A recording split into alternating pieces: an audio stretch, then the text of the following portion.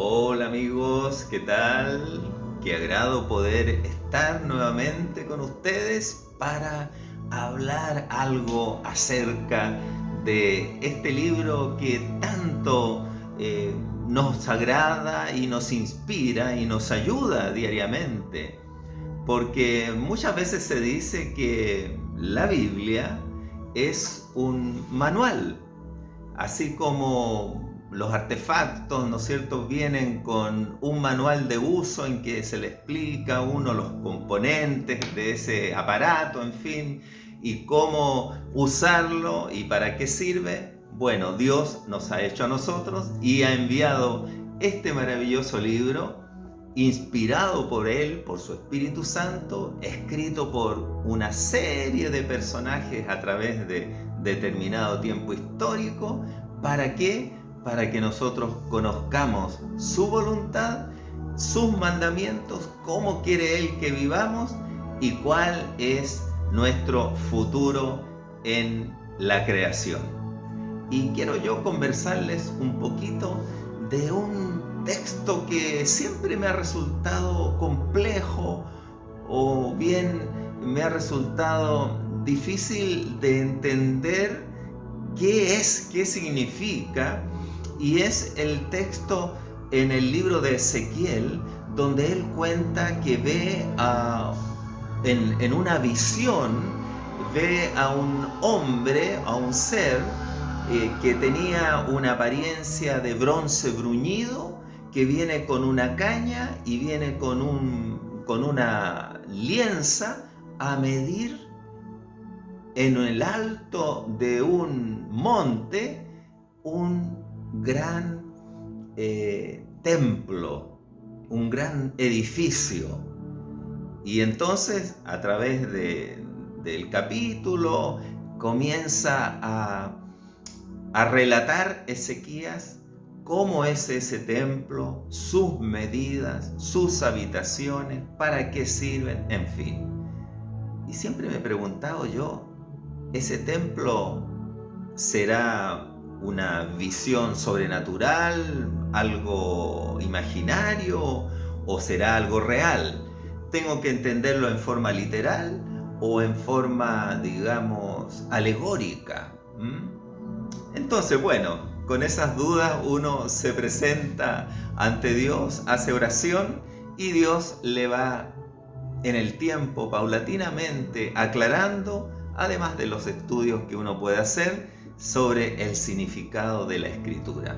Y en este caso, ese templo, creo yo, es el templo que va a estar en el futuro milenial, cuando Cristo venga a esta tierra y entonces se instale en Jerusalén, se instale en Tierra Santa a gobernar el planeta, ya en forma definitiva, concreta a la humanidad. Y ese templo lo vio ya el profeta Ezequías miles de años atrás. Es interesante, pero yo le voy a leer solamente dos versículos, los versículos finales del capítulo 40 de Ezequiel, y vamos a procurar sacar alguna conclusión espiritual para nuestras vidas. ¿Qué le parece? Dice así, Ezequiel 40, 48, 49. 48. Y me llevó al pórtico del templo, y midió cada poste del pórtico, 5 codos de un lado y 5 codos de otro, y la anchura de la puerta 3 codos de un lado y 3 codos de otro. La longitud del pórtico 20 codos y el ancho 11 codos, al cual subían por gradas, y había columnas junto a los postes, una de un lado y otra de otro. Bueno, acá se nos presenta el problema, ¿no es cierto?, de los codos, de esa medida que es antigua de esa época, y para ello, para, digamos, entender, vamos a leer en una versión más moderna, digamos, una versión más popular, qué significan aquellos codos. Estamos en el Ezequiel 40, los últimos dos versículos de Ezequiel 40, y dice así: entonces me llevó al vestíbulo, ¿Se fija usted? En esta versión dice al pórtico del templo y aquí dice al vestíbulo. Me llevó al vestíbulo. Es como ahora decimos el lobby en el caso de un hotel, o la parte de adelante. Entonces me llevó al vestíbulo del templo y midió sus pilares, y cada uno medía 2,5 metros de grueso.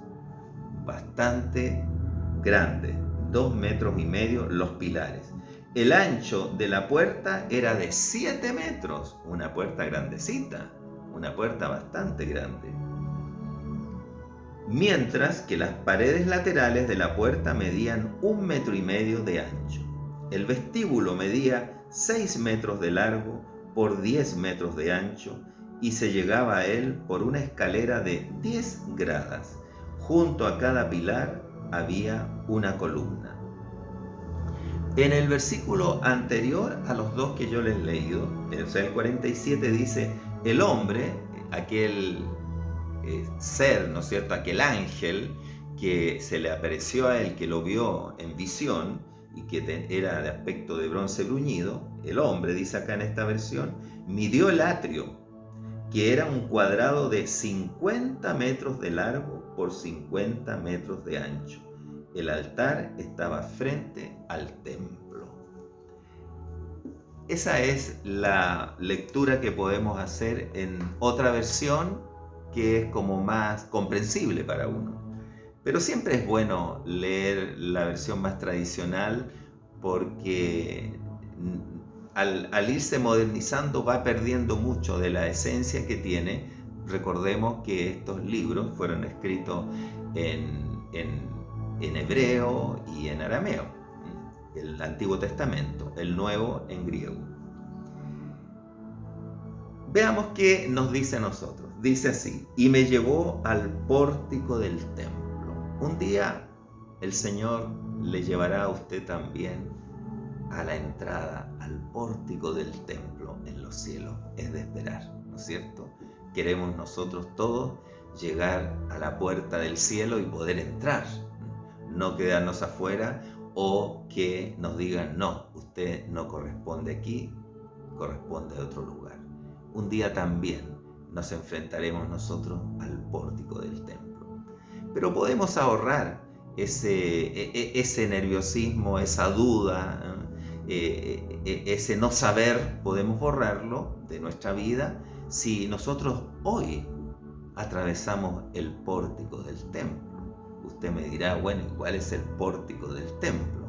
El pórtico del templo es la puerta al reino de Dios. Cristo es la puerta. Él mismo se presentó, cierto, diciendo un día, ahí en Juan capítulo 10, yo soy la puerta al corral de las ovejas. Él es la puerta. Entonces podemos no esperar ese día para entrar en el pórtico, sino podemos ya, desde ya, entrar por la puerta que es Cristo, entrar al reino de Dios. Y me llevó, dice la palabra, al pórtico del templo, y midió cada poste del pórtico, 5 codos de un lado y 5 codos de otro. Ahí vemos el equilibrio que hay entre en este templo, ¿no es cierto?, en este reino. 5, y dice, y 5 de un lado y 5, o sea, hay un equilibrio, hay una forma de vivir siempre dentro del equilibrio. Es importante vivir equilibradamente también nuestro cristianismo, no ser personas fanáticas o exagerados en nuestro servicio y solamente dedicarnos a lo religioso. No, porque la vida cristiana es una vida práctica, es una vida que se hace, que se ejecuta. Uno no solo aprende la palabra de Dios, que es importante, por supuesto, pero lo más importante es hacer esa palabra. Ese equilibrio tiene que haber entre lo que estudio, lo que aprendo y lo que hago. No puede la balanza pesar más en lo que estudio, entonces me vuelvo un teórico, una persona que, claro, tiene mucho en su cabeza, pero muy poco en su vida. Es importante entonces que practiquemos la palabra de Dios. Me llevó al pórtico del templo y midió cada poste del pórtico 5 codos de un lado y 5 codos de otro, y la anchura de la puerta 3 codos de un lado y 3 codos de otro. La puerta también, que ya hemos visto que es Cristo, ¿no es cierto? Allí también hay unas medidas importantes. Ahí hay algo que debemos hacer. No basta con solo creer, decir sí creo, sino que esa fe tiene que materializarse de una manera. Y hay dos formas. Primero, el arrepentimiento. Reconocer que soy un pecador. Reconocer que yo he desagradado en muchas cosas a Dios, que he defraudado quizás al Señor. Reconocerlo y entonces pedir perdón. Y segundo, bautizarse. O sea, demostrar en un hecho, en un sacramento, en un hecho concreto, que yo he nacido de nuevo, a una nueva vida. Porque la puerta del reino de Dios tiene 3 aspectos: arrepentimiento, bautismo en agua y recepción del Espíritu Santo. Eso aparece en el libro de los Hechos, cuando el apóstol Pedro le predica a una gran cantidad de personas y los acusa de cómo ellos asesinaron, cómo mataron al Salvador, al Señor de la vida, a Cristo. Y entonces, compungidos de corazón, los judíos que estaban allí le preguntan: hermanos, ¿y ahora qué haremos? Entonces Pedro les responde y les dice: arrepiéntanse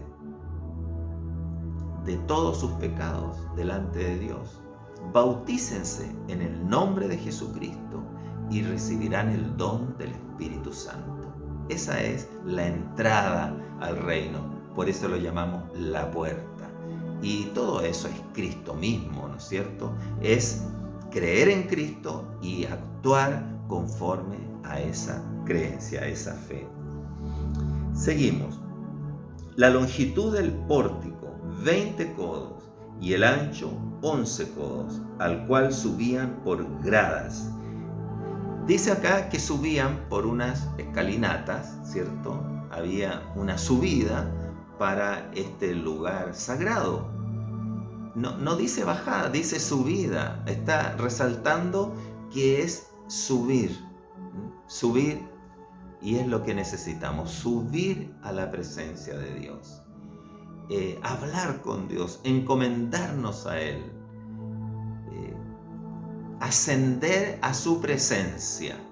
Porque muchas veces vivimos pegados a esta tierra, pegados a lo concreto, a lo material, y necesitamos permanentemente estar acercándonos a Dios, subiendo a su presencia, orando, entregándole nuestras inquietudes, nuestras necesidades, nuestras dudas a Él, para que Él nos guíe. Y la anchura de la puerta, y había, dice, la longitud del pórtico 20 codos y el ancho 11 codos, al cual subían por gradas, y había columnas junto a los postes, una de un lado y otra de otro. Interesante, había columnas que sostienen.